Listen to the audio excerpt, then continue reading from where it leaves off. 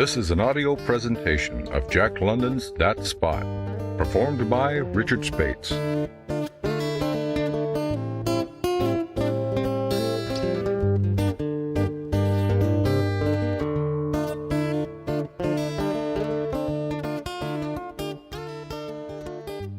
I don't think much of Stephen McKay anymore, though I used to swear by him. I know that in those days I loved him more than my own brother. If ever I meet Stephen McKay again, I shall not be responsible for my actions.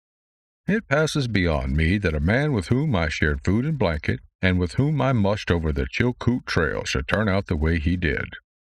I always sized Steve up as a square man, a kindly comrade without an iota of anything vindictive or malicious in his nature. I shall never trust my judgment in men again. Why, I nursed that man through typhoid fever. We starved together on the headwaters of the Stewart, and he saved my life on the Little Salmon. And now, after the years we were together, all I can say of Stephen McKay is that he is the meanest man I ever knew. We started for the Klondike in the fall rush of 1897, and we started too late to get over the Chilkoot Pass before the freeze-up. We packed our outfit on our backs part way over when the snow began to fly, and then we had to buy dogs in order to sled it the rest of the way. That was how we came to get that spot. Dogs were high, and we paid $110 for him. He looked worth it. I say looked, because he was one of the finest appearing dogs I ever saw. He weighed 60 pounds, and he had all the lines of a good sled animal. We never could make out his breed. He wasn't Husky, nor Malamute, nor Hudson Bay. He looked like all of 'em, and he didn't look like any of 'em. And on top of it all, he had some of the white man's dog in him, for on one side, in the thick of the mixed yellow, brown, red, and dirty white that was his prevailing color, there was a spot of coal black as big as a water bucket. That was why we called him Spot. He was a good looker, all right. When he was in condition, his muscles stood out in bunches all over him, and he was the strongest-looking brute I ever saw in Alaska, also the most intelligent-looking. To run your eyes over him, you'd think he could outpull 3 dogs of his own weight. Maybe he could, but I never saw it. His intelligence didn't run that way. He could steal and forage to perfection, and he had an instinct that was positively gruesome for divining when work was to be done and for making a sneak accordingly. And for getting lost and not staying lost, he was nothing short of inspired. But when it came to work, the way that intelligence dribbled out of him and left him a mere clot of wobbling, stupid jelly would make your heart bleed. There are times when I think it wasn't stupidity. Maybe, like some men I know, he was too wise to work. I shouldn't wonder if he put it all over us with that intelligence of his. Maybe he figured it all out and decided that a licking now and again and no work was a whole lot better than work all the time and no licking. He was intelligent enough for such a computation. I tell you, I've sat and looked into that dog's eyes till the shivers ran up and down my spine and the marrow crawled like yeast. What of the intelligence I saw shining out? I can't express myself about that intelligence. It is beyond mere words. I saw it, that's all. At times it was like gazing into a human soul to look into his eyes, and what I saw there frightened me and started all kinds of ideas in my own mind of reincarnation and all the rest. I tell you, I sensed something big in that brute's eyes. There was a message there, but I wasn't big enough myself to catch it. Whatever it was, I know I'm making a fool of myself. Whatever it was, it baffled me. I can't give an inkling of what I saw in that brute's eyes. It wasn't light, it wasn't color. It was something that moved, away back when the eyes themselves weren't moving. And I guess I didn't see it move either. I only sensed that it moved. It was an expression. That's what it was, and I got an impression of it.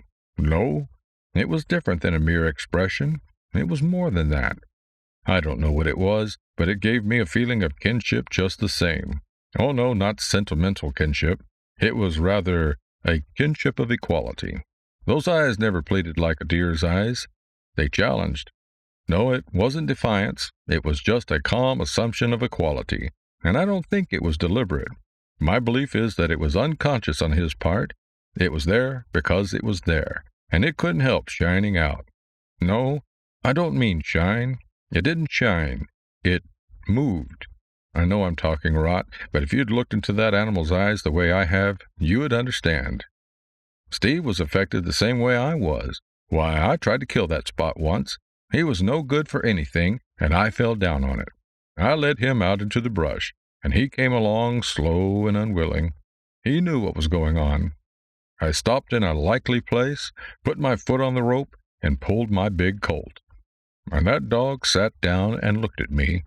I tell you, he didn't plead. He just looked.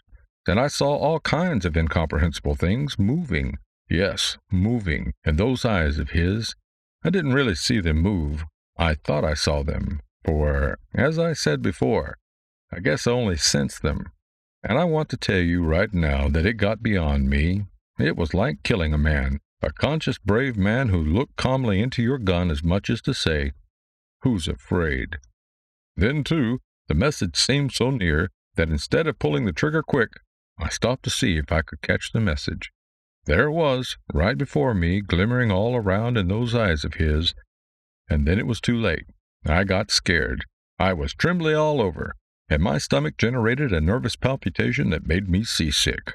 I just sat down and looked at that dog, and he looked at me till I thought I was going crazy. Do you want to know what I did? I threw down the gun and ran back to camp with the fear of God in my heart. Steve laughed at me, but I noticed that Steve led Spot into the woods a week later for the same purpose, and that Steve came back alone, and a little later Spot drifted back too.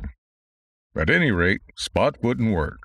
We paid $110 for him from the bottom of our sack, and he wouldn't work. He wouldn't even tighten the traces. Steve spoke to him the first time we put him in harness, and he sort of shivered. That was all. Not an ounce on the traces. He just stood there and wobbled like so much jelly. Steve touched him with the whip. He yelped, but not an ounce. Steve touched him again, a bit harder, and he howled, the regular long wolf howl. Then Steve got mad and gave him half a dozen, and I came on the run from the tent. I told Steve he was brutal with that animal, and we had some words, the first we'd ever had. He threw the whip down in the snow and walked away mad. I picked it up and went to it. That Spot trembled and wobbled and cowered before ever I swung the lash, and with the first bite of it he howled like a lost soul. Next he lay down in the snow. I started the rest of the dogs, and they dragged him along while I threw the whip into him. He rolled over on his back and bumped along, his 4 legs waving in the air, himself howling as though he was going through a sausage machine.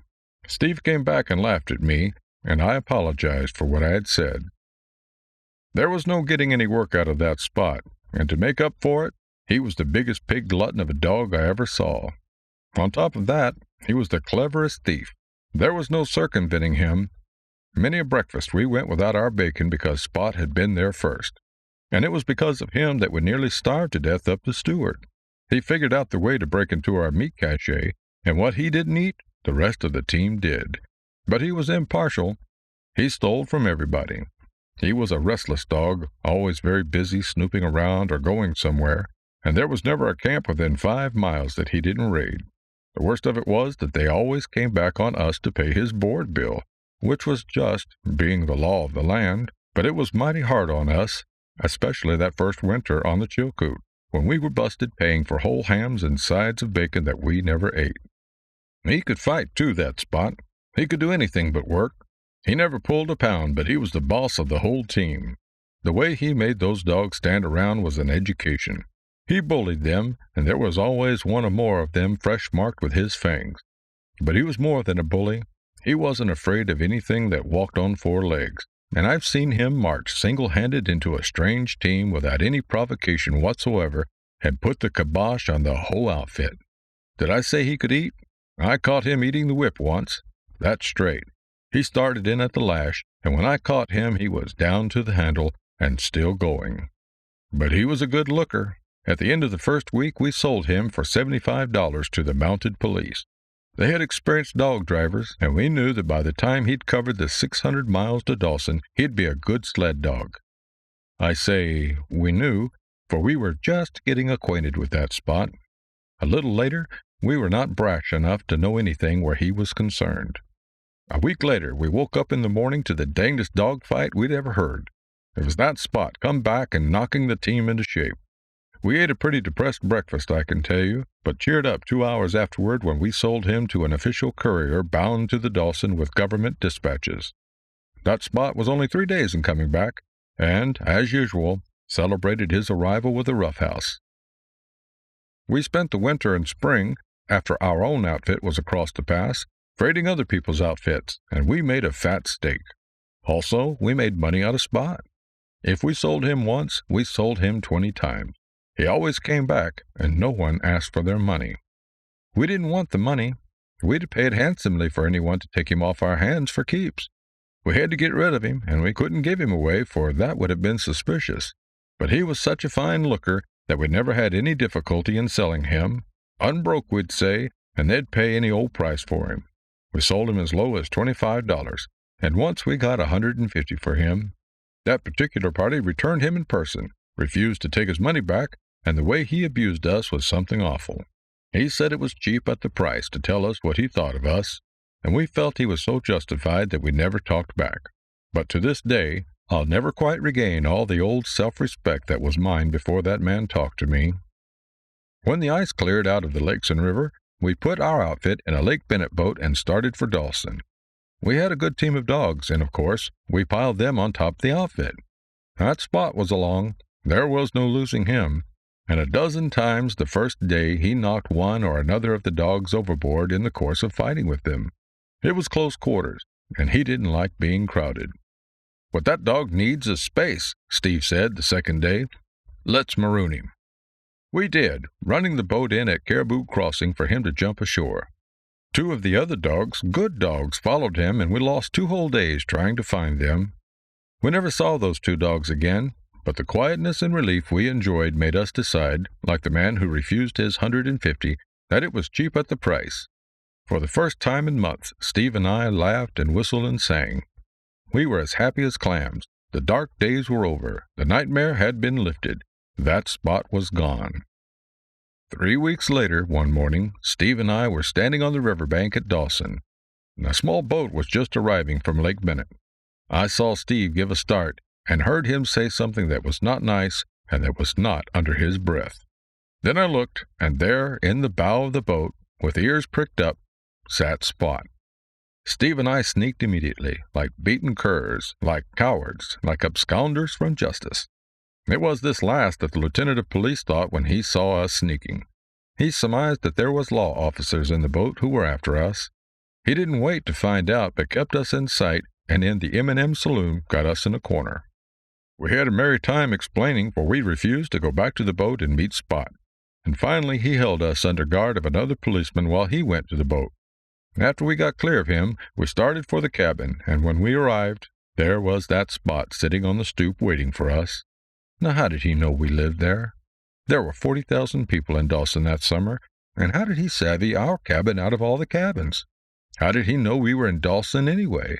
I'll leave it to you, but don't forget what I've said about his intelligence and that immortal something I've seen glimmering in his eyes.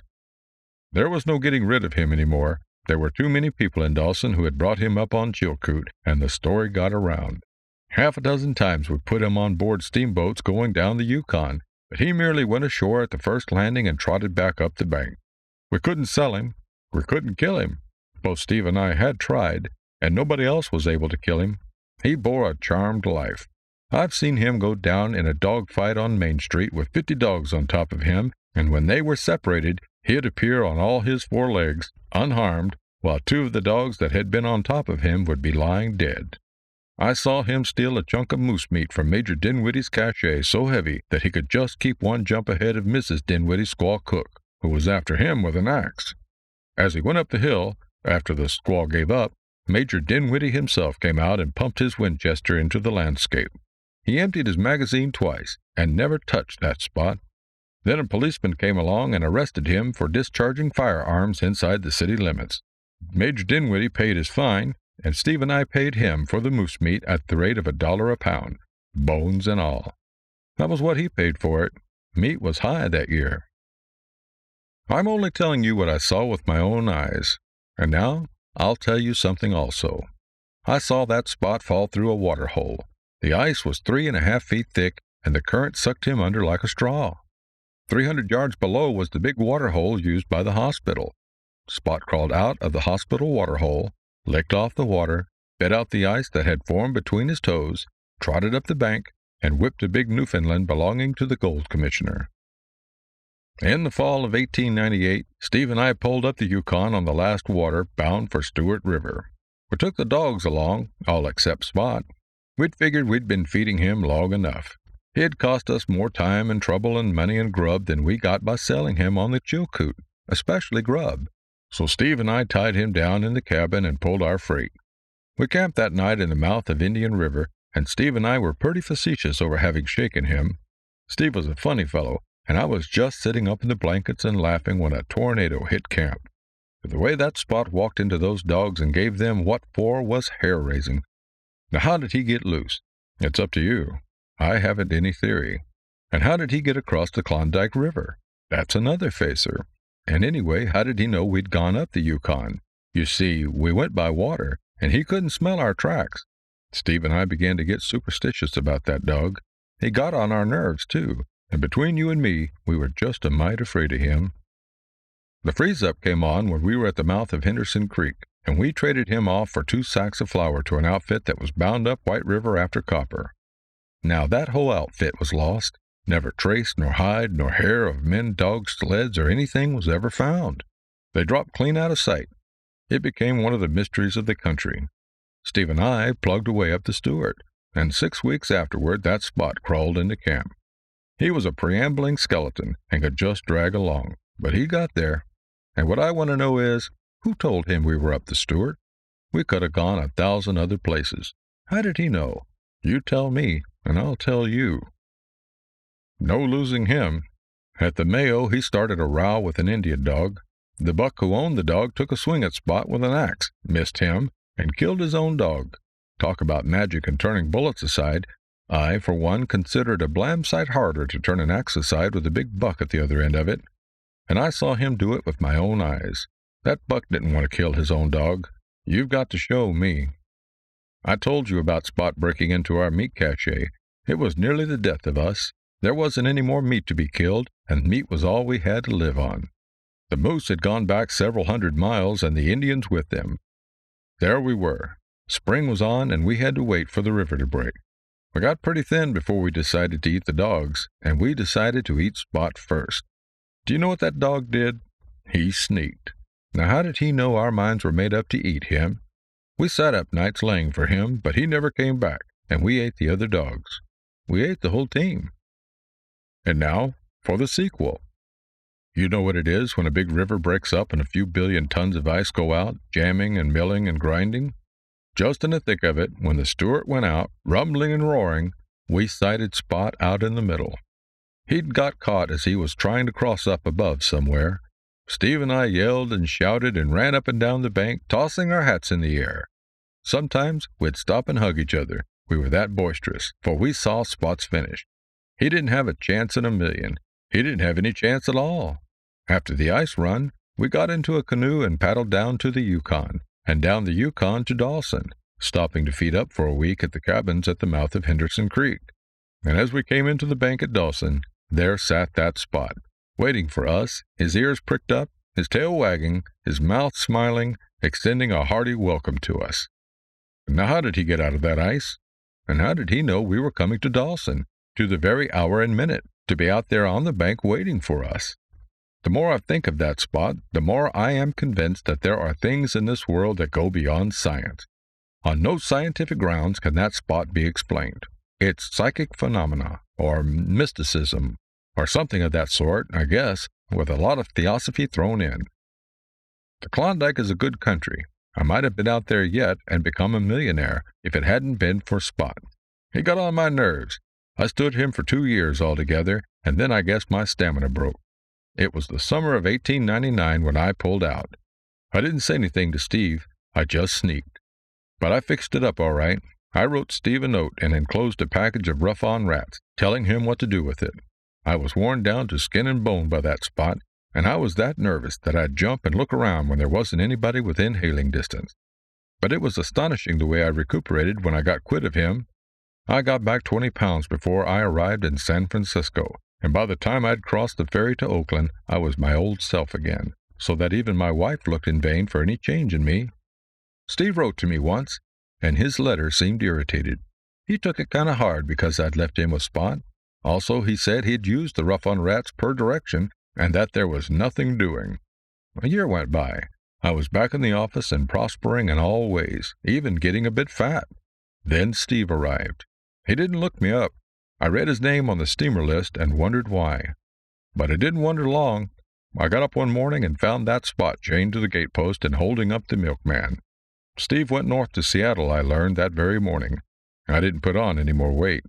My wife made me buy him a collar and tag, and within an hour he showed his gratitude by killing her pet Persian cat. There was no getting rid of that Spot. He will be with me until I die, for he'll never die. My appetite is not so good since he arrived, and my wife says I'm looking peaked. Last night that Spot got into Mr. Harvey's hen house. Harvey is my next-door neighbor, and killed 19 of his fancy-breed chickens. I shall have to pay for them.